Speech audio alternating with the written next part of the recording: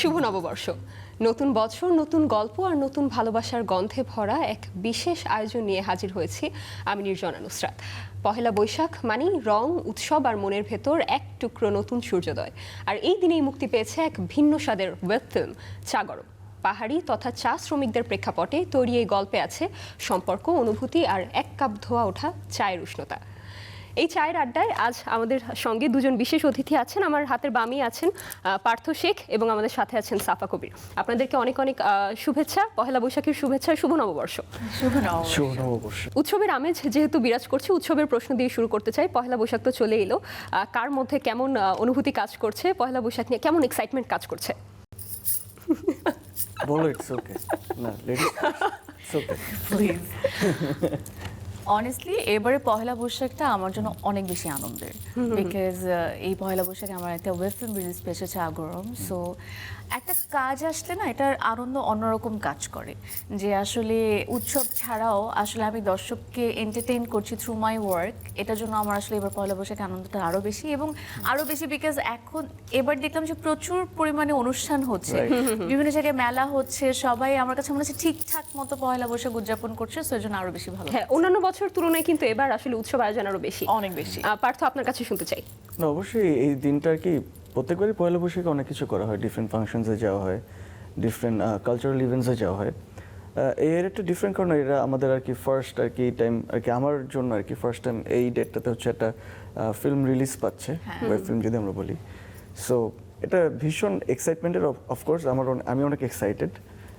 আমি in general excited থাকি না, I am not an excited person in general, but this time it's very different for me. শৈশবের গল্পও শুনতে চাই। কার শৈশব কেমন কেটেছে? শৈশবে আসলে পহেলা বৈশাখের স্মৃতি কেমন ছিল? কি কি করা হতো?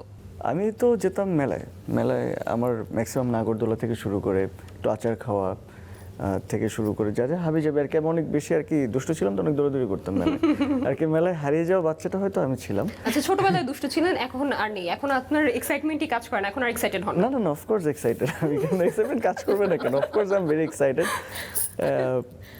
সো থাকে না উইথ টাইম আসলে যে ছোটবেলায় যে মেলায় যাওয়ার যে মজাগুলো থাকে, ফ্রেন্ডসদের সাথে আড্ডাদের যে মজাগুলো থাকে, ওভার দ্য টাইম একটু একটু কমে আসে। আবার হয়তো এক্সাইটমেন্টে একটা লাইফের একটু স্টেবিলিটি আসলে তারপর হয়তো বা আবার বাড়ে। সো ওই ট্রানজিশনাল পিরিয়ডটা হয়তো বা ছিল, but this time it's very different for me. Suffer কাছে শুনতে চাই, শৈশব কেমন ছিল, শৈশবের পহেলা বৈশাখ? আমার কাছে ছোটবেলা থেকে পহেলা বৈশাখ খুবই এক্সাইটিং লাগতো, কারণ আমার কাছে মনে হতো যে যে সাদা লাল কাপড় পরাটা এটাই একটা কেমন যেন মানে ব্রাইট রং, ব্রাইট মানে সবকিছু খুব ব্রাইট মনে হতো। এবং আমি ছোটবেলায় যেটা খুব বেশি করতাম, একটা কাপড় কেনা হতো, বাট ওটার মধ্যে আমার নতুন কিছু অ্যাড করতে হতো, সেটা কড়ি হোক বা একটু চুমকি হোক বা লেস হোক, যেটা আমি নিজে অ্যাড করতাম। তো আমি আবার নিজে পয়লা বৈশাখের ড্রেসে নিজে প্রিপেয়ার করতাম। এবং একটা টাইমে এটাও ছিল যে আমি মাটি দিয়ে নিজের গহনা নিজেই বানাতাম, কারণ আমি আসলে ক্রাফটিংয়ের কাজ করতে খুব পছন্দ করতাম ছোটবেলা থেকে। তো দেখা যেত হচ্ছে বাসার বাহিরে আম্মু খুব একটা বেশি বের হতে দিত না, তো নিজে বাসায় বসে করতাম। আর আমরা সব পুরো ফ্যামিলি সব একসাথে থাকতাম, আমার ফুপি, চাচু অ্যান্ড এভরিবাডি। তো আমাদের জন্য বাসার উৎসবটা অনেক বেশি বড় ছিল, যে সকালবেলা সব ফ্যামিলি মেম্বার একসাথে বসে আমরা পান্তা ইলিশ খাবো, দেন দুপুরবেলা বিকালবেলা হয়তো বা কোথাও ঘুরতে যাবো বা বাড়ি থেকেও আসবে। সো এই আনন্দগুলো অনেক বেশি হতো। পার্থর কাছে শুনতে চাই যে শৈশবের এমন কোনো মজার স্মৃতি আছে কিনা? আমার একবার ছিল যে আর কি ছোটবেলায় কি হতো, আমার একটা মামা ছিলেন, মামা সে আমাদেরকে ঘুরাতে নিয়ে যেত।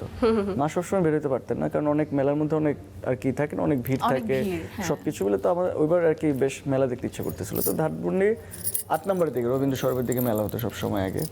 তো বেশ আগের কথা বলছি, এখন থেকে মনে হয় 15 বছর আগের কথা হবে, 15 থেকে 18 বছর আগের কথা। তখন একবার এরকম মেলায় গিয়ে হারিয়ে গিয়েছিলাম। যে হারিয়ে গিয়েছে? হ্যাঁ হ্যাঁ। সো এরকম আমি বাসা তখন আর কি চিনতাম, বাট পুরোপুরি চিনতাম না। সো আমি বলছি যে আমাকে রিক্সাওয়ালা মামাকে বলছি যে আমাকে এই পর্যন্ত আর কি নামাই দেন। পরে যে আমি আর কি একা একা বাসায় ফিরছিলাম, বাট আমাকে মেলা চিনে হ্যাঁ হ্যাঁ বয়স কিরকম ছিল ওটা মনে নাই। বয়স অনেকই ছোট ছিল, ভালোই ছোট ছিল, বাট কি সাহসী। হ্যাঁ, বাচ্চাটা হারিয়ে গেছে, আবার কি খুঁজে নিয়ে বাড়িতেও পৌঁছে গেছে। না ওই জায়গা থেকে তো আর কি তখন আমরা সবাই লাল পাঞ্জাবি পরে গেছিলাম আমার মনে আছে। আচ্ছা, সো এটা অনেক ইন্টারেস্টিং একটা মেমরি ছিল। আচ্ছা, বাসায় নিশ্চয়ই অনেক টেনশন করছিল, আপনি যখন ফাইনালি পৌঁছালেন বাসায় কেমন রিঅ্যাকশন ছিল? তারা তো ভেবেছে গেছে আর আসবে না। না আর কি এরকম না, but আর কি আমাকে আর কি ভুলি কম, রাস্তা ভুলি কম। মেলার আয়োজনের কথা শুনছিলাম, মেলার কথা শুনছিলাম, নতুন জামার কথা শুনছিলাম, আরেকটা জিনিস কিন্তু আছে, সেটা হচ্ছে পয়লা বৈশাখের বিশেষ খাবার। পয়লা বৈশাখ যেহেতু চলেই এসেছে, আজকেই পয়লা বৈশাখ, সকালে আসলে কি খাওয়া হয়েছে? পান্তা ইলিশ কি খাওয়া হয়েছে কিনা আসলে সত্যি করে জানতে চাই। হ্যাঁ, অবশ্যই খাওয়া হয়েছে। পান্তা ইলিশ, ভর্তা, ডিম ভাজা, তারপর শুকনো মরিচ দিয়ে আর কি পুরোটা মেখে, তারপর আমার পান্তা ইলিশটা আর কি খেতে ভালো লাগে, খুবই ইন্টারেস্টিং লাগে। সো সকালে খুবই ভালো একটা মিল খাইছি বলতে পারেন। সাফার কাছে শুনতে চাই। আচ্ছা, সেলিব্রিটিরা কি এটা করে আসলে? এটা কিন্তু জনমনের প্রশ্ন। এই যে শুকনো মরিচ দিয়ে খাওয়া, এটা হচ্ছে সেলিব্রিটিরাও করে? বাহ। না, এটা সেলিব্রিটিরা মানুষ না, সো আর কি এটা কি আর কি স্পেশাল কোনো ক্রিয়েচার? সাধারণ মানুষের কাছে তো একটু মনে হয় যে ও তাহলে ওরা মনে হয় এটা করে না, ওরা হেলথ কনসিয়াস। এটা it's more of like a profession to us. মানুষ যদি জানতো আমরা যে প্রতিদিন ভাত খাই, and অনেক ভাত খাই। তাহলে তো এই কোশ্চেনটা ওঠে যে এই যে প্রতিদিন ভাত খান, তারপরও আসলে এই যে মেনটেন করেন কিভাবে, এই যে সৌন্দর্য বা এইরকম ওয়ার্কআউট করতে হবে আর কি। Of course workout. আর আসলে সত্যি কথা বলতে আমাদের কাজটা আসলে ফিজিক্যালি এত ধকল যায়, ফিজিক্যালি মেন্টালি, এটা এমনিতেই ওয়ার্কআউট হয়, বাট ক্যালোরিজ বার্ন হয়ে যায়। অফ ডেজে ডেফিনেটলি ওয়ার্কআউট করা হয়। তাহলে ফিরে যাই যে সকালে আসলে কি খেয়েছেন, সকালে কি পান্তা ইলিশ খাওয়া হয়েছে কিনা? আমার কাছে মনে হয় ইলিশ ছাড়া আমার শুভ নববর্ষ আসলে ইনকমপ্লিট। ইলিশ আমার খেতে হবে, অ্যান্ড বিং আ ইলিশ প্রেমী, আমি 12 মাসই ইলিশ খাই। সো নববর্ষের দিন আলাদা করে মনে হয় ইলিশটা সবার আগে খেতে হবে। সো পান্তা, অনেস্টলি যদি আমি বলি, আমি পান্তার খুব বড় একটা ফ্যান না, বাট ইলিশ মাছ ভর্তা ভাত এটা আমার খেতেই হবে। এটা হচ্ছে সকালবেলার আমার খাওয়া। সেটা খাওয়া অলরেডি হয়ে গেছে, বাট এবার ইন্টারেস্টিং যেটা হয়েছে, আমি আসলে পান্তা ভাত মাখিয়ে আসলে মজা করে খেতে পারতাম না। আমার একটা ফ্রেন্ড আমাকে শিখিয়েছে যে পান্তা ভাত আসলে মজা করে মাখিয়ে কিভাবে খেতে হয়। আমার মনে হচ্ছে এখন থেকে আমি পান্তা ভাত খাওয়া লাইক করবো। আপনাদের আসন্ন সিনেমা আসছে, এসে পড়েছে অলরেডি, আমরা জানি। চা গরম নামটা কিন্তু খুব একটু অদ্ভুত না? এই চা গরম নামটা আসলে বিশেষত্ব কি? এই নামটা কেন? চা গরম নামটা রাখা হয়েছে কারণ এই আমাদের যে কাজটা বের হচ্ছে চা গরম, এটা হচ্ছে চা শ্রমিকদের জীবন নিয়ে, মানে তাদের লাইফটাকে আমরা আসলে পোর্ট্রে করার চেষ্টা করেছি। অ্যাট দ্য সেম টাইম চা বাগান বলতে সবার প্রথম আসলে মাথায় কি আসে? চা, রাইট? অ্যান্ড আমার কাছে মনে হয় বাঙালির একটা অন্যরকম ঐতিহ্য হচ্ছে এক কাপ চা। আমরা কিন্তু কারো বাড়িতে গেলে সবার আগে কিন্তু চা অফার করি। হ্যাঁ, আবার দেখা যায় হচ্ছে এমন হয় যে খাওয়ার পরেও কিন্তু আমাদের একটা ক্রেভিং হয় যে এক কাপ চা খেলে খুব ভালো লাগতো। সো আসলে চা বাগানের মানুষজনকে নিয়ে যে গল্পটা করা হয়েছে, দ্যাটস ওয়াই এক কাপ চা, এবং তার উষ্ণতা তো আছে এই গল্পের মধ্যে। সাফা বলছিলেন যে গল্পটা আসলে চা বাগানকে কেন্দ্র করে, সেখানকার জনজীবন নিয়ে, মানুষের চা শ্রমিকদের গল্প। তো এই চা বাগান নিয়ে তো আসলে আগেও বেশ কিছু কাজ হয়েছে, সিনেমা, নাটক হয়েছে। এবার এই ওয়েব ফিল্মে আসলে আমরা নতুন কি দেখতে পাবো? এই গল্পে আমি এতটুকু বলতে পারি যে অনেক কাজ হয়েছে, বাট এই গল্পে অনেক ডিফারেন্ট ভাবে আসলে চা বাগান এবং চা বাগানের মানুষজনকে দেখা যাবে, যেগুলো আমার কাছে মনে হয় আগে কোনো কাজের মাধ্যমে এত সুন্দরভাবে পোর্ট্রে করা হয়নি। So it's a whole new experience, যে এক্সপিরিয়েন্সটা আমার মনে হয় প্রত্যেকটা মানুষের এক্সপিরিয়েন্স করা উচিত। আচ্ছা, যখন আপনারা সেখানে শুটিং করছিলেন, সেখানে আসলে যারা আসলে চা শ্রমিক, তাদের সাথে কথা বলার সুযোগ হয়েছে কিনা? তাদের আপনি মাত্র বললেন যে তাদের জনজীবন আসলে ফুটে উঠবে ফিল্মে, তাদের সাথে কথা বলেছেন কিনা? তাদের জীবন আমরা আসলে বাইরে থেকে যেমন দেখি কতটা ডিফারেন্ট, বা তাদের আসলে তাদের সাথে কথা হবে মানে কি, আমরা তাদের সাথে ছিলাম, তাদের সাথে আমরা খেয়েছি, বসেছি, উঠেছি, থেকেছি, তাদের বাড়িতে যেও থেকেছি, তাদের সাথে শুটিংও করেছি। এই অভিজ্ঞতাটা কেমন? It's a very different feeling. They were very natural. আমি যেটা বলবো যে থাকে না যে আর কি বিজ্ঞান অ্যাক্টর, আমাদের অনেক কিছু মাথায় নিয়ে আমরা একটা ক্যারেক্টার পোর্ট্রে করে সব কিছু হয়, বা একটা ক্যারেক্টার জার্নি মাথায় রেখে আছে, ঠিক আছে এখানে কি হবে বা ওখানে কি হবে, আমরা অনেক কিছু আর কি পিসে, অনেক ক্যালকুলেশন থাকে, অনেক কিছু থাকে। বাট যখন আর কি তাদেরকে ডিরেক্ট করতেছিল, দে ওয়ার ভেরি ন্যাচারাল। থাকে না তাদেরকে কোনো আর কি ডিরেকশন ওরকম একটা দিতে হয় নাই, তাদেরকে বলে দেওয়া হয়েছে, they were very natural. And থাকে না, আমার একটা সিন আছে এটার মধ্যে, আপনি দেখলে দেখবেন যে একটা চা ভর্তা খাওয়ার একটা সিন আছে। হ্যাঁ, খুব সুন্দর একটা সিকোয়েন্স এটা আমার হচ্ছে, আমার পার্সোনালি আমার হচ্ছে পছন্দের একটা সিন। সো ওই জায়গাতে থাকে না যে সবার সাথে কথা বলতেছিলাম, ইনফ্যাক্ট আমার থেকে তারা বেশি স্পন্টেনিয়াস ছিল ডায়লগ ডেলিভারিতে and everything. And I was pretty much shocked যে আর কি তাদের অনেক পটেনশিয়াল আছে। চা বাগানের প্রত্যেকটা মানুষের দে আর ভেরি লাইক, থাকে না তারা অনেক পটেনশিয়াল, অ্যান্ড তাদেরকে যদি একটু গাইড করে রাইট ট্র্যাকে ফালানো যায়, তারা লাইফে অনেক ভালো করবে আর কি। তাদের মাইন্ড অনেক শার্প। যেমন আমি এগ্রি করবো হয়তো এই কথাটাই, যে আর কি থাকে না প্রত্যেকটা মানুষই অনেক প্রিসাইজ, তারা কি করতেছে না করতেছে তাদের ডে টু ডে লাইফে। অ্যান্ড সব কিছু মিলে আর কি it was a very lovely experience for me. তাহলে তো নিশ্চয়ই খুব মজার অভিজ্ঞতাও আছে আসলে তাদের সাথে। শুটিং এর যদি কোনো এরকম মজার অভিজ্ঞতা থাকে সেই সম্পর্কে একটু শুনতে চাই। তাদের আর কি আমরা যে সেটটা শুট করছি তারা একটু ডিফারেন্ট ল্যাঙ্গুয়েজে কথা বলে, আই থিঙ্ক ওই ল্যাঙ্গুয়েজটা তারা প্রপারলি বাংলায় কথা বলে না, একটু একটু অনেক কিছু মিক্সড তাদের একটা ল্যাঙ্গুয়েজ, সো একটু বুঝতে সিলেটি কষ্ট সিলেটি হয়। টোনে না না সিলেটি সিলেটি না, প্লাস আর কি আসামিজ বলতে পারি, দেন আর একটু একটু হিন্দি বলা হিন্দি যায়, বা- হালকা একটু টাচ, নট এক্স্যাক্টলি, আবার একটু আধা ভাঙা বাংলা, হ্যাঁ। তো সবকিছু মিলিয়ে সো তাদের সাথে কথা বলাটা একটু টাইম লাগে বুঝতে, বাট আমার কাছে মনে হয় প্রথম কদিনের পর আমরা বুঝে গেছি যে আসলে কি বোঝাতে বা চাচ্ছে। আসলে এই যে বললেন যে বুঝেই যেহেতু গেছেন তাহলে তো আপনাদের একটু অভ্যাস হয়ে যাওয়ার লাইক কথা। যে আর কি একটা ডায়লগ ছিল তাদের যে আমার সাথে ব্যাট কে খাইয়ে, হ্যাঁ বা আর কি থাকে না আর কি কি যেন ছিল, এটা পুরোপুরি হিন্দিও ছিল না। হ্যাঁ না সো আমি ভুলে গেছি এটার ওদের একটা আর কি এটাকে বলে যে এই ডায়লগটা কি, সো এটা বলে আমার সাথে ব্যাট কে খাজিয়ে তো বহুত বহুত ঝাল আছে, বা আর কি থাকে না যে মানে অনেক ঝাল। হ্যাঁ অনেক ঝাল এটা বলেছে। বাট So, ওই মানুষগুলোর আমার কাছে মনে হয়েছে যে ওনাদের কাছ থেকে আমি আসলে অনেক কিছু শিখে এসেছি। কোন অর্থে আমি যদি বলি সেটা হচ্ছে যে আমাদের লাইফে তো আসলে অনেক ঝামেলা, অনেক চিন্তা ভাবনা, অনেক চাপ, অনেক কিছু থাকে। আমরা কিন্তু অনেক কিছুর মধ্যে অনেক সময় ভালো থাকতে ভুলে যাই বা হাসতে ভুলে যাই। তারা এমন একটা জায়গায় আছে, দ্যাট ইজ আমি বলবো এখনো তারা অনেক জায়গা থেকে অনেক সুবিধা বঞ্চিত, অ্যান্ড অনেক কষ্ট।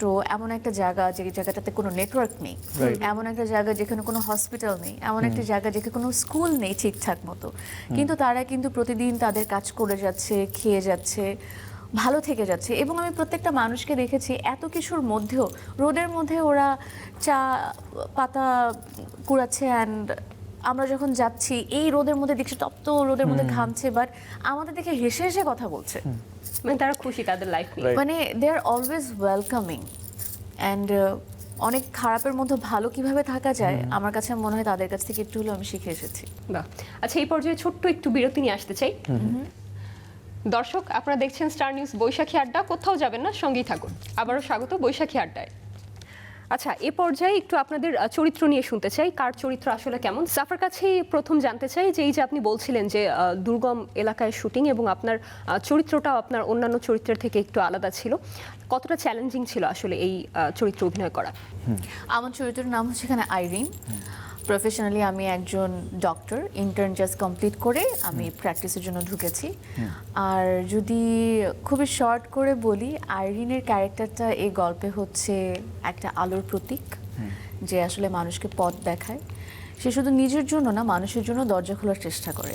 এবং আমার কাছে মনে হয় যে এই ক্যারেক্টারটা করে আমি এত তৃপ্তি পেয়েছি, এবং আমি চাই যে এই কাজটা দেখে এরকম আরো অনেক আইরিন বের হয়ে আসুক, যারা সেরকম নন্দিনীর জন্য অনেক দরজা খুলে দিবে। পার্থর জন্যও থাকছে একই কোশ্চেন, এই চরিত্রের জন্য কোনো বিশেষ প্রস্তুতি নিতে হয়েছে কিনা বা কতটা চ্যালেঞ্জিং ছিল? আমার চরিত্রের ব্যাপারে যদি আমি বলি, আমার চরিত্রের নাম Mithu, and Mithu is very careless in general in life, and Mithu আইরিনের কেমিস্ট্রিটা অনেক বেশি ইন্টারেস্টিং, যদি আপনি দেখেন তাহলে দেখতে পারবেন। অ্যান্ড ও সব কিছু নিয়ে মোরালেস ড্যাম কেয়ার থাকে না, অ্যাবাউট লাইফ, কী করবে না করবে জীবনের সব কিছু মিলায়। হচ্ছে প্রফেশন আর কি আর্কিটেকচার নিয়ে ও পড়াশোনা করছে, বাট ওর শেষ করার হচ্ছে কোনো আর কি ইচ্ছা নেই না আর কি, সে করতেছে আর কি, ইজ মোর ইনটু আর কি লাইক ভাই ব্রাদার যারা আছে কোথায় কি চলতেছে না চলতেছে আর কি, কেয়ারফ্রি। সো ওই জায়গা থেকে একটা সুন্দর একটা জার্নি আছে। অ্যান্ড আমাদের যে আরেকজন চরিত্র আছে নন্দিনীকে তার আর কি গোলে পৌঁছানোর জন্য যে আর কি যে ব্যাপারটা থাকে সেটা আসলে আর কি মিঠু, আমি যদি বলি সহজ কথায়, সে হচ্ছে জাস্ট অ্যানাদার হিউম্যান বিং আর কি। এবার চরিত্র সম্পর্কেও শুনতে চাই। সাফা বলছিলেন যে আপনার চরিত্রের নাম হচ্ছে আইরিন, তো আইরিন সম্পর্কেও শুনতে চাই, এবং বাস্তবের সাফার সাথে আইরিনের আসলে কতটা মিল আছে বা অমিল আছে? আইরিনের সাথে আমার একটা জায়গায় মিল আছে, সেটা যদি আমি বলি সেটা হচ্ছে চা বাগান নিয়ে। আমি চা বাগানে এর আগে প্রচুর শ্যুট করেছি, ইভেন আমি একজন চা শ্রমিকের ক্যারেক্টারেও চা বাগানে শ্যুট করেছি। তো এতদিন পর্যন্ত চা বাগানে যখন শ্যুট করেছি আমার কাছে মনে হয়েছে যে এই তো যখন রোমান্টিক সিন করতাম ব্যাকগ্রাউন্ডে চা বাগান থেকে তো খুব সুন্দর লাগতো, আমরা কোনো রোমান্টিক শটস দিচ্ছি বা খুব মজার কোনো সিকোয়েন্স করছি বা ঝগড়ার কোনো সিকোয়েন্স করছি। যখন চা শ্রমিকের ক্যারেক্টারটা করি তখনও চা শ্রমিকের একটা সারফেস লেভেলের জীবনী নিয়ে আমার কাছে মনে হয় কাজ করেছিলাম। কিন্তু এই কাজটা করে আমি আসলে চা বাগানের ডেপথটাতে আসলে বুঝতে পেরেছি। মানে আমার কাছে মনে হতো যে এতদিন চা বাগান ছিল হচ্ছে আমার ব্যাকগ্রাউন্ডে, এইবার এই গল্পের মাধ্যমে চা বাগান হচ্ছে ফ্রন্ট লাইনে, আমি আছি পাশে। সো ওই জায়গা থেকে আমি আসলে চা বাগানের ব্যাপারে অনেক কিছু জানতে পেরেছি। অ্যান্ড আমার সাথে আইরিনের সাথে যেটা মিল, যেহেতু আমিও কখনো চা বাগানের ডেপথটা বুঝতে পারিনি, ভেতরকার গল্পটা বুঝতে পারিনি বা এই মানুষগুলো সম্পর্কে জানতে পারিনি, তেমনটি আইরিনও কিন্তু শহর থেকে যাওয়া একটা মানুষ যার আসলে চা বাগানের ব্যাপারে কোনো ধারণা নেই। সে কিন্তু ওখানে যে এক্সপ্লোর করে এবং রিয়েলাইজ করে। সো আই থিঙ্ক এই দুটো জায়গায় আমার সাথে এবং আইরিনের সাথে অনেক মিল। বাহ। আচ্ছা, আপনি যেমন বলছিলেন যে আগে আপনি চা বাগানে অনেক শুট করেছেন, সেগুলো ছিল গ্ল্যামারাস, মানে রোমান্টিক শট ছিল। এখন এবার আপনার চরিত্রটা কিন্তু আমার মনে হচ্ছে যে তেমন খুব একটা আমি গ্ল্যামারাস। চা শ্রমিকেরও একটা ক্যারেক্টার করেছি, কিন্তু বললাম না জীবনীটা খুবই সারফেস লেভেলে ছিল, মানে তখনও আসলে এত ডেপথে আমি আসলে বুঝতে পারিনি। ও ওয়াও। আচ্ছা, এই যে ইন ডেপথ যেটার কথা বললেন, এই চরিত্রটা করা আসলে কতটা চ্যালেঞ্জিং ছিল? একে তো দুর্গম এলাকা, আবার আপনার জন্য আসলে এই যে এই ধরনের চরিত্র যেখানে চা বাগান আসলে ফ্রন্ট লাইনে, আপনি সাইড লাইনে, কতটা চ্যালেঞ্জিং ছিল? কি কোনো চ্যালেঞ্জ ফেস করেছেন কিনা শুটিং সেটে? আমাদের শুটিংয়ে তো অনেক ধরনের চ্যালেঞ্জ থাকে। সবচেয়ে বড় চ্যালেঞ্জ হচ্ছে আমাদের বাংলাদেশের ওয়েদার অ্যান্ড সব কিছুর সাথে অ্যাডাপ্ট করে শুটিংটা করা। এটা আমার কাছে মনে একটা সবচেয়ে বড় একটা চ্যালেঞ্জ আমাদের জন্য। অ্যান্ড এই কাজটা করতে যে আসলে অনেক কিছু ফেস করেছি, but at the same time আমি বলবো আমি খুবই ডিরেক্টর আর্টিস্ট। আসলে আমাকে আমার ডিরেক্টর যে পথ দেখান আমি সেই পথে চলার চেষ্টা করি। সো আমি আসলে এখানে যা হয়েছি টোটালি তার গাইডলাইনেই হয়েছি, বাকিটা আমার কিছু আছে, বাকিটা দর্শক দেখবে। মানে আমি বলছি যে কোনো আসলে চ্যালেঞ্জিং বা মজার অভিজ্ঞতা আসলে শুটিং সেটে ছিল? মজার অভিজ্ঞতা অনেক আছে, মজার অভিজ্ঞতা বললে শেষ হবে না। যেমন একটা মজার অভিজ্ঞতা আমি বলি, এটা শুটিং এর টাইমে না, শুটিং এর বাহিরে। আচ্ছা। সো চা বাগানে কোনো নেটওয়ার্ক নেই, আমরা একটা টিলার উপরে একটা বাংলোর মধ্যে থাকতাম। সেখানে আমরা আর্টিস্টরা থাকতাম, ডিওপি থাকতো, ডিরেক্টর থাকতো, সবাই মিলে থাকতাম।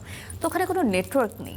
তো আমার মা বাবার সাথে কথা বলতে হলে আমার প্রত্যেকবার আমার রুম থেকে বের হয়ে আরেকটা জায়গা থেকে বের হয়ে, একটা ড্রয়িং রুম টাইপ ছিল, ওখান থেকে বের হয়ে আবার একটা ছোট লন টাইপ, লনের থেকে বের হয়ে সিঁড়ির সামনে যে এভাবে ফোন উঁচু করতে হতো, একটু নেটওয়ার্ক আসতো, তারপর আমি ফোনে কথা বলতে পারতাম।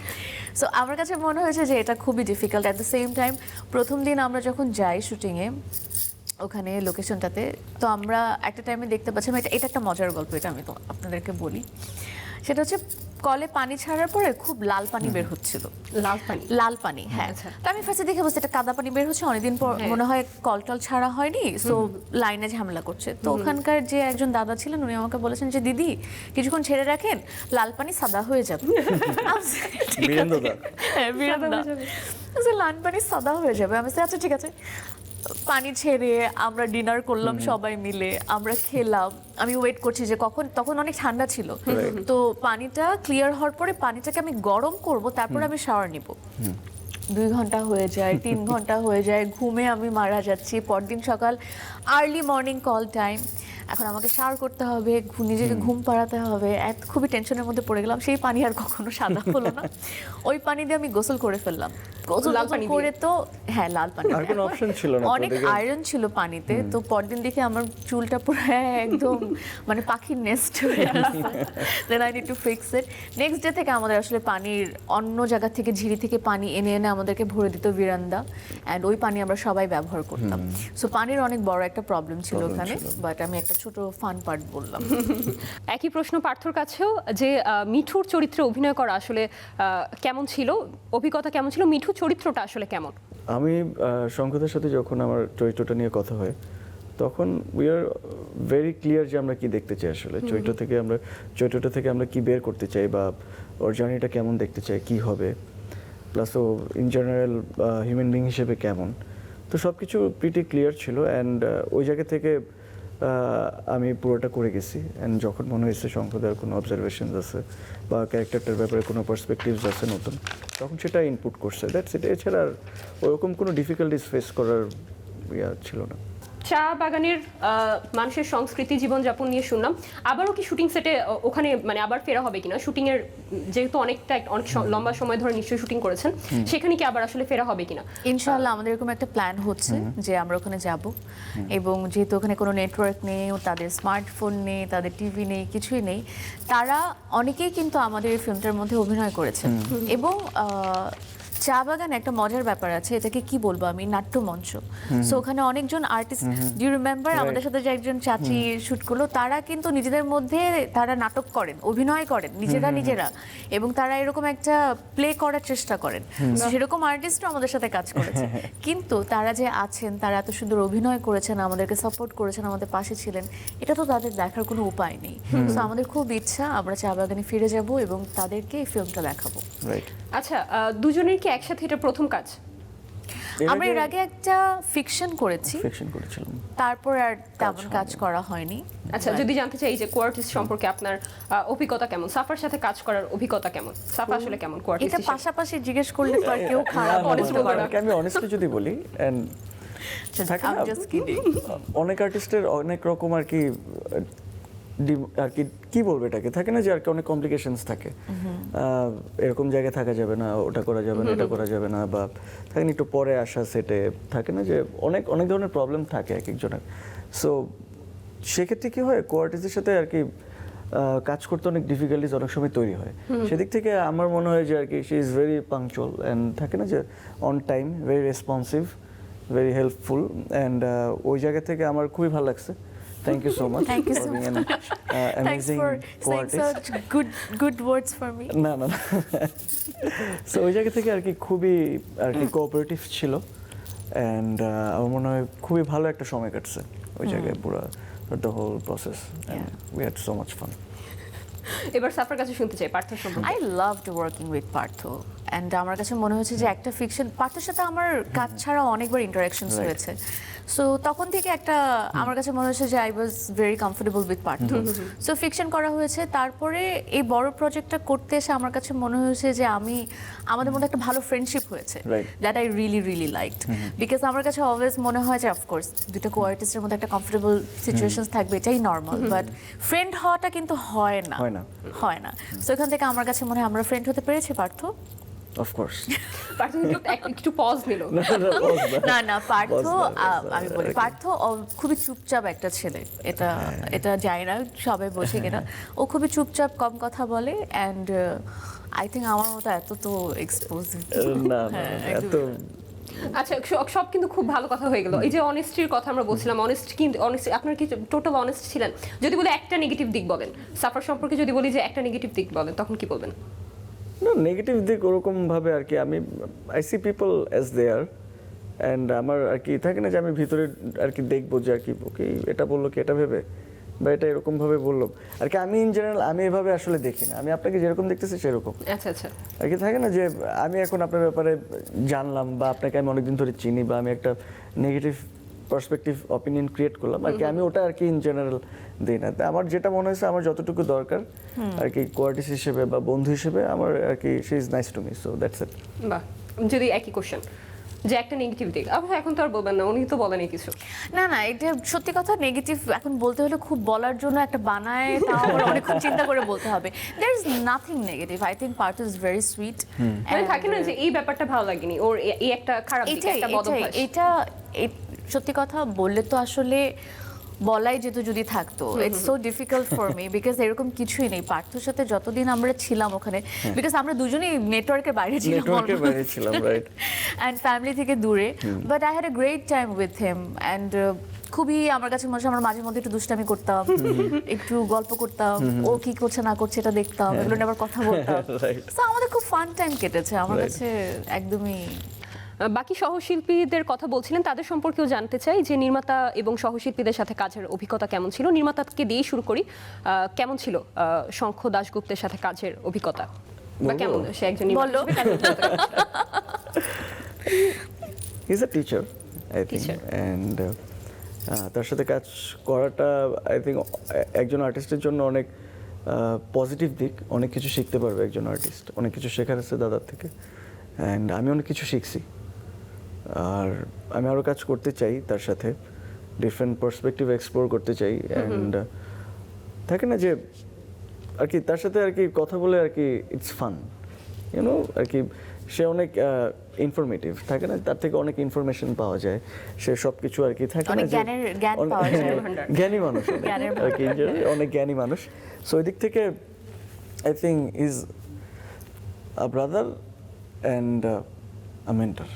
ওকে, সাফার অভিজ্ঞতা কেমন? আমার অভিজ্ঞতা হচ্ছে, আমার ওনার সাথে কাজের অভিজ্ঞতা শুরু হয় হচ্ছে বলি থেকে। ওনার সাথে আমার ফার্স্ট কাজ ছিল হচ্ছে বলি is a web series.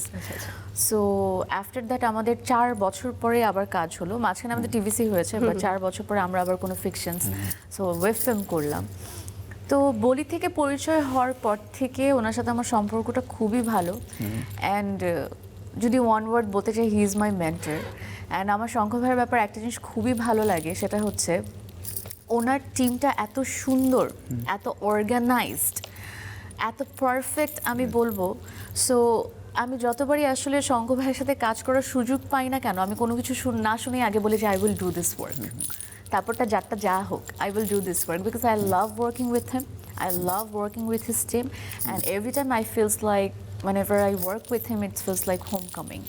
So আমার খুব ভালো লাগে। ওকে, কাজের আলাপ তো অনেক হলো, এবার একটু মজার প্রশ্নে যেতে চাই। প্রথম প্রশ্ন, শুটিংয়ে কে বেশি দুষ্টুমি করেন? দুজন দুজনের দিকে তাকিয়ে আছে, কি মনে হয় কে বেশি করে? আমার মনে হয় আমরা একসাথে মিলিত হয়ে দুষ্টুমি ওকে, কার বেশি টেক নিতে হয়? এটা It depends.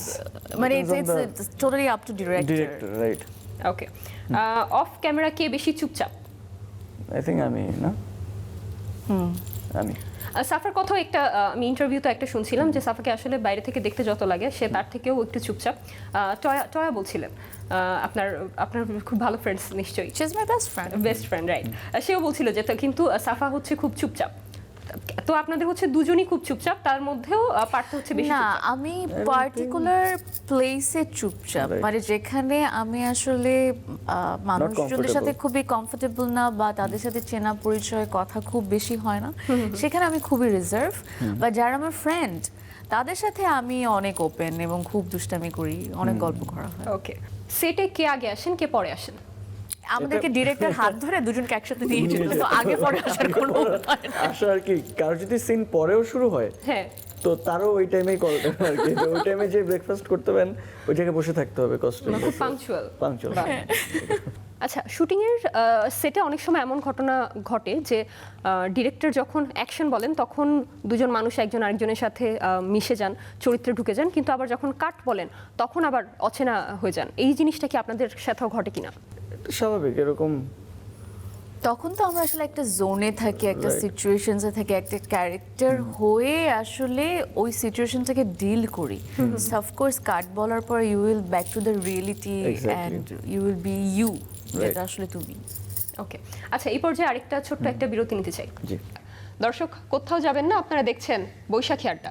ফিরে এলাম বিরতির পর, আবারও স্বাগত জানাচ্ছি। আচ্ছা, ছোট্ট একটা গেম খেলতে চাই, র্যাপিড ফায়ার, কিন্তু ওই রকম র্যাপিড ফায়ার না, একজনের আরেকজনের ব্যাপারে র্যাপিড ফায়ার। মানে কো আর্টিস্ট হিসেবে আপনি সাফাকে কতটা চিনেন বা সাফা আপনাকে কতটা চিনেন, আপনাদের কেমিস্ট্রি কেমন সেটা জানতে আমি দুটো অপশন দিব, আপনাকে চুজ করতে হবে যে সাফার আসলে কোনটা পছন্দ বা কোনটা সাফা চুজ করবে, আর আপনি পরে আমরা এটাতে তারপর আমরা মিলিয়ে দেখবো আসলে যে ঠিক হলো কিনা। জি, ওকে, প্রথমে পার্থর কাছে যাই। সাফার কোনটা পছন্দ, চা নাকি coffee? I think coffee. Your right. আচ্ছা, সাফা আসলে কেমন, রোমান্টিক নাকি বাস্তববাদী, মানে প্র্যাকটিক্যাল নাকি emotional? Practically emotional I think. Very diplomatic. Okay, that's what I think. Of ক্যামেরায় সাফার যদি ক্যারেক্টারটা বলি সেটা আসলে কোন দিকে যাবে, বেশ একটু হিরোর দিকে নাকি আসলে ভিলেনের দিকে? না, আই ডোন্ট থিঙ্ক কোনো ভিলেনের ছাপ আছে, আই ডোন্ট নো, আমি ওটা জানি না, but okay I think she is very organised. আমার ভেতরে একটা লুকানো বিশাল সওদাগর আছে, যার ব্যাপারে কেউ আম কিডিং সবার মধ্যে আছে, I think, সবার মধ্যে আর কি আছে। অ্যান্ড আমার যেটা মনে হয় অর্গানাইজড অ্যান্ড প্র্যাকটিক্যাল আর কি বলি। সাফার ডাকনাম কি? ডাকটাম কি? জিজ্ঞেস তো করা যাবে না। অ্যানাটমি। এটা কি ডাক নাম ফুল নাম পার্থ একটু আগে বলেছে আমি তুমি বন্ধু হচ্ছে না কিন্তু মিলছে না, কথার সাথে কিন্তু মিলছে না। জানি না আমি ডাকনামটা ঠিক। মাইনাস আমার ওয়ান। কোনো নিকনেম নেই, এভরিওয়ান কল মি সাফা। সাফার একটা মুদ্রা দোষ। মুদ্রা দোষ? কি মুদ্রা কথা দোষ বলে আছে? জানি না।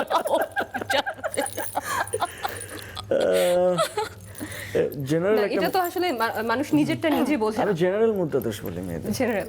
হ্যাঁ, সেটা হচ্ছে আর কি একটা জোনে মিনিমাম 20 থেকে 30টা ছবি তোলা লাগবে আর কি, যদি সুন্দর হয়ে যায় 1-2টা তারপরে আই থিঙ্ক আর কি এটা সব মেয়েদের মধ্যেই আছে।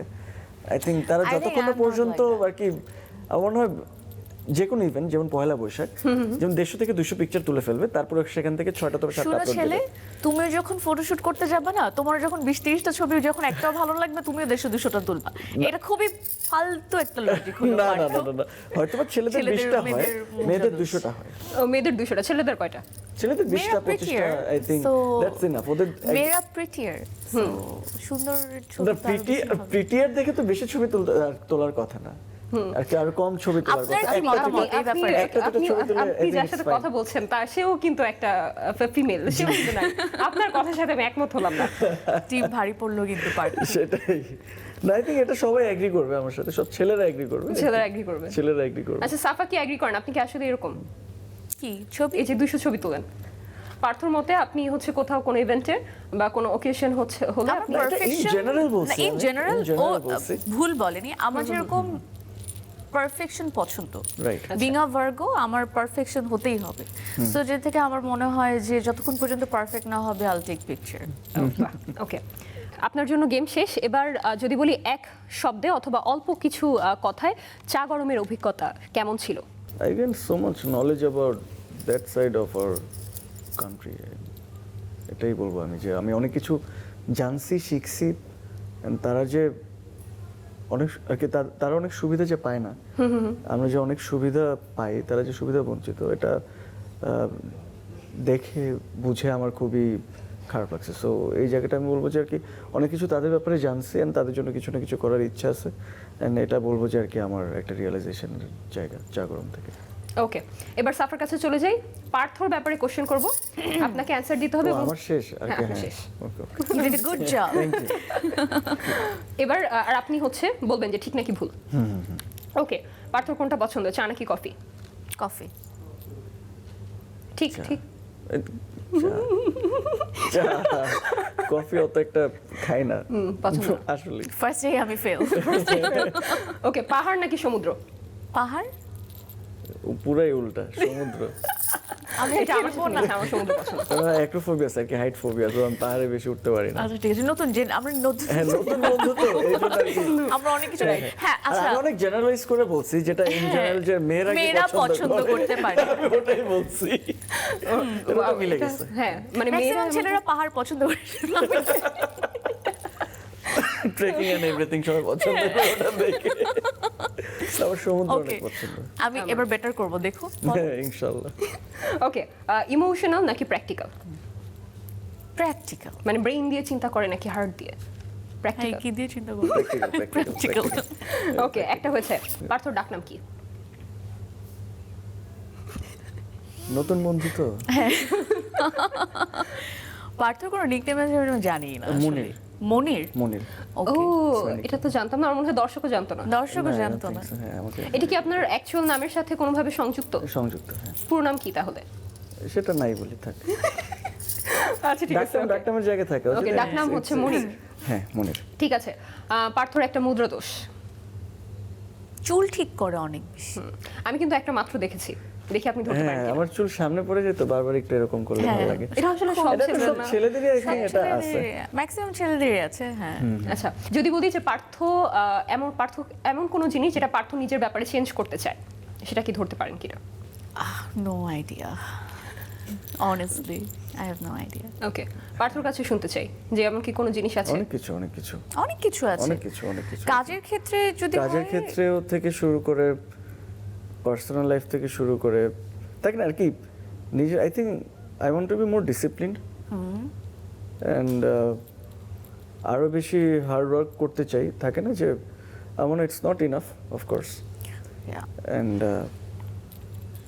Being an better human being of course, so overall সব কিছু মিলে I think okay, I want to manifest a lot of things. চা গরমের অভিজ্ঞতা সম্পর্কে যদি বলি, এক কথায় বা অল্প কথায় কিভাবে ব্যাখ্যা করবেন? আচ্ছা, অল্প কথায় চা গরমের অভিজ্ঞতা বলবো হচ্ছে আমি খুবই আই ওপেনিং ছিল আমার জন্য। আমার কাছে মনে হয়েছিল যে আসলে অনেক কিছু জানতে পারলাম এই কাজের থ্রুতে, যেটা হয়তো বা নর্মালি জানা সম্ভব হতো না। এবং একটা লং পিরিয়ড যখন একটা জায়গায় থাকা হয় তখন আসলে তাদের ব্যাপারে অনেক কিছু জানা হয়, সেটা আসলে আমার এই কাজের মাধ্যমেই হয়েছে। আর এক কথায় যদি বলি চা গরমের সাথে এই চা গরমের কী মিল, তাহলে আমি বলবো হচ্ছে গরম এক কাপ চা খেলে আমাদের কি লাগে, আমাদের অনেক রিফ্রেশিং লাগে, অনেক অ্যাওয়েকিং চাঙ্গা লাগে, লাগে, হ্যাঁ। মনে হয় ঘুম ভেঙে গেল, আমি একদম ফ্রেশ হয়ে গেলাম, এবং অ্যাট দ্য সেম টাইম অনেক অ্যাওয়েকিং লাগে। চা গরম হচ্ছে তেমনই একটা গল্প, যে গল্পটা দেখে মানুষের অনেক রিফ্রেশ লাগবে, অ্যাট দ্য সেম টাইম অনেক অ্যাওয়েকিং লাগবে। Right. It's eye opening, like you need to look around. একা ভালো থাকলে হবে না, সবাইকে নিয়ে ভালো থাকার চেষ্টা করা উচিত। So আমার কাছে মনে হয় এটার সাথে এটার মিল আছে। রাইট। আচ্ছা, আপনাদের দুজনেরই আমরা আসলে নতুন কি কি কাজ দেখতে পারবো, নতুন কোনো আপকামিং কোনো প্রজেক্টস আছে কিনা? সাফার থেকে আগে শুরু করি। আমার ঈদে বেশ কিছু কাজ আসছে। রোজার ঈদ তো জাস্ট শেষ হলো, সো রোজার ঈদে বেশ কিছু কাজ করেছি, যেমন মৎস্যকন্যা, লিলিন, আরও বেশ কিছু আছে। অ্যান্ড কোরবানির দিয়েও চেষ্টা আছে যে ভালো কিছু গল্প নিয়ে দর্শকের সামনে হাজির হওয়া। যদি মৎস্যকন্যা নিয়ে আমি বলতে চাই, খুবই ডিফারেন্ট একটা গল্প আমি চেষ্টা করেছি আমার জায়গা থেকে ডিল করতে। আমি দেখছি, আমি তাই? খুবই ইন্টারেস্টিং লাগছে আমার কাছে, থ্যাংক ইউ সো মাচ। খুবই ইন্টারেস্টিং। সো এরকম ডিফারেন্ট গল্পে কাজ করতে চাই, বাট যেটা হয় হচ্ছে আমাদের গল্পর খুবই স্বল্পতা আমাদের ইন্ডাস্ট্রিতে। আমার কাছে মনে হয় আমরা আসলে কোনো কিছু রিস্ক নিতে ভয় পাই, যেমন সেখান থেকে মৎস্যকন্যা ওয়াজ আ বিগ রিস্ক, বিকজ এরকম ইলিউশন নিয়ে কেউ কাজ করে না। সো আই রিয়েলি হোপ এই কাজটা দেখার পরে আমাদের আরও অনেক নির্মাতারা যারা চেষ্টা করবেন নতুন গল্প করার এবং এরকম ডিফারেন্ট কিছু ট্রাই করার, সো এগুলো ট্রাই করতে চাই এবং কোরবানিতে বেশ কিছু গল্প আসবে যা দর্শক দেখবে। আচ্ছা, মৎস্যকন্যা নিয়ে যেহেতু বলেই ফেলেন, মৎস্যকন্যার গল্প নিয়েও একটু শুনতে চাই যে আসলে এই গল্পটা কেমন। ইতিমধ্যে এটাও যেহেতু রিলিজ হয়ে গেছে, দর্শক আসলে কেন দেখবে এই গল্পটার একটু হিন্ট বা টিজার ট্রেলার টাইপ কিছু একটা, যে গল্পটা আসলে এই নিয়ে। হিন্টস, টিজার, ট্রেলার পুরো নাটকই আসলে আছে ইউটিউবে। Please search Matsyakanya and have this experience, because আমার কাছে মনে হয় যে এরকম ফিকশন করা হয়নি আগে এরকম টপিকে। সো নতুন কিছু দর্শক দেখবে, আর আমার কাছে মনে হয় আমিও অ্যাজ এ দর্শক নতুন কিছু দেখতে পছন্দ করি। সো জায়গা থেকে যদি কেউ নতুন কিছু দেখতে পছন্দ ভিন্ন করে, ধাঁচের প্লিজ গল্প। আপনারা মৎস্যকন্যা দেখবেন। আচ্ছা, ওকে, এবার পার্থর কাছে যাই, যে আপকামিং কি কি প্রজেক্টস আছে, কি কি আমরা কাজ পাবো সামনে? বেশ কিছু প্রজেক্ট করা হয়েছে, সেগুলো এখনো রিলিজ পায় না, রিলিজ পাবে। বেশ কিছু প্রজেক্ট আসছে ঈদে, মন থেকে মন, আরও বেশ কিছু কাজ আসছে, আলো। সো আশা করি সামনে আরও বেশ কিছু কাজের প্ল্যান আছে, ভালো কাজ করার ইচ্ছা আছে। সো দেখা যাক, ওভারঅল সব কিছু মিলে ভালো কিছু পাবে অডিয়েন্স ইনশাল্লাহ। আচ্ছা, ওকে। আচ্ছা, সাফার কাছে আরেকটু ব্যাক করতে চাই, যেতে চাই সোশ্যাল মিডিয়াতে। কিন্তু এই যে আমরা এটা আমাদের সাক্ষাৎকার শুরু হওয়ার আগেও কিন্তু আমি আপনার সাথে কথা বলছিলাম যে সোশ্যাল মিডিয়ায় কিন্তু আমি আপনাকে ফলো করি। তো একটা মজার কোশ্চেন আমার হচ্ছে জিজ্ঞাসা যে আপনার যে ফ্রেন্ড সার্কেল, আপনাকে নিয়ে যে জিনিসটা সবচেয়ে বেশি আলোচনা হয়, যে আপনাদের যে ফ্রেন্ড সার্কেলের যে ছবি, সেটাতে হচ্ছে সবাই সব গ্রুপে সাফাই আমি এটা আচ্ছা হ্যাঁ, সাফা হচ্ছে- জানতাম এদিকেই যাচ্ছে। হ্যাঁ, হ্যাঁ, সাফা হচ্ছে একা থাকে আর বাকি সবাই হচ্ছে কাপল থাকে। তো আসলে দর্শকরাও জানতে চাই, আমিও জানতে চাই যে এটা আসলে আমরা কবে আসলে সুখবর পাচ্ছি। এটা একটা সিক্রেট, যেদিন হবে সেদিন ধামাকা হবে। সে ধামাকার জন্য তো সবার অপেক্ষা করতে হবে, এভাবে বলে দিলে হবে? আচ্ছা, এই যে মানুষ আপনার ভক্তরা এই যে আপনাকে নিয়ে এই মজাগুলো করে, এটা আপনার আসলে কেমন লাগে? আমার কাছে মনে হয় আমি যে কোনো হেলদি মজা খুবই এনজয় করি, আনটিল অর আনলেস এটা খুবই অফেন্সিভ হয়ে যায়। সো ওই যে আমার এটা খুবই ভালো লাগে যে মেয়েরা অনেকেই বলে যে এই গ্রুপে সাফা আমি, আই লাইক ইট। আমার তো মনে হয় এটা যদি আরো বেশ কিছু বছর চলতে থাকে, আমি মনে হয় এই গ্রুপে সাফা আমি নিয়ে একটা গ্রুপই খুলে ফেলতে পারবো। Everyone will join this group and we will meet এরকম occasions and all that. Meet-ups তো হবেন। হ্যাঁ, বাট আমার খুবই ভালো লাগে, আমার কাছে আমার বন্ধুদের সাথে থাকতে ভালোই লাগে। অ্যান্ড ওরা আমাকে কখনো এরকম ফিল আমাদের মাথাটা আসে না, এটা হচ্ছে কিছু দর্শকের মাথা ব্যথা আর কি। আচ্ছা, ওকে, পার্থর কাছ থেকেও শুনতে চাই আসলে এই যে সোশ্যাল মিডিয়ার ঠিক ট্রলিং না, আসলে সোশ্যাল মিডিয়ায় তার কথা নিয়ে মজা করা হয়, নিশ্চয়ই আপনাকে নিয়েও করা হয়, বা কিছু ফানি কমেন্টস পোস্টের নিচে, এগুলো আসলে কেমন এগুলো নিয়ে আপনার ফিলিংস কি আসলে, যে এনজয় করেন নাকি আসলে সবসময় ভালো লাগে না? পজিটিভ জিনিস তো অফকোর্স এনজয় করি, অ্যান্ড যদি আর কি থাকে না যে আর কি আই থিঙ্ক মানুষের সবারই কিছু না কিছু অপিনিয়ন্স থাকে, আই থিঙ্ক অপিনিয়ন্সগুলো নিজের মধ্যে থাকাই ভালো। অ্যান্ড আমার মনে হয় যে এটা করা উচিত না, সবারই সবার প্রতি রেসপেক্টফুল থাকা উচিত। থাকে না যে এখন থাকে না যে আমাদেরকে হয়তো অনেক বেশি স্ক্রিনে দেখে, এই জন্য হয়তো অনেক বলে বা এটা অনেক ওটা কিউরিওসিটি থাকে, বলে অনেক কিছু বলে। হ্যাঁ, সো আলটিমেটলি আমি বলবো যে আর কি বাজে মন্তব্য না করাটাই উচিত, এক্ষেত্রে সবারই ভালো। আজ আমাদের সময় দেওয়ার জন্য আপনাদের অনেক অনেক ধন্যবাদ। দর্শকদেরও নিশ্চয়ই খুব ভালো লেগেছে, দর্শকরাও এনজয় করবে। আপনাদের আবারও শুভ নববর্ষ। থ্যাংক শুভ ইউ। নববর্ষ। শুভ নববর্ষ। এক কাপ গরম চায়ের মতোই কিছু গল্প থাকে ধীরে ধীরে অনুভব করার। চা গরম ঠিক তেমনই এক গল্প, যেখানে আছে ভালোবাসা, মানুষ আর পাহাড়ের নীরবতা। এই বৈশাখে আপনারাও দেখে নিতে পারেন এই ভিন্ন স্বাদের ওয়েব ফিল্ম। সবাইকে জানাই পহেলা বৈশাখের অনেক অনেক শুভেচ্ছা, শুভ নববর্ষ।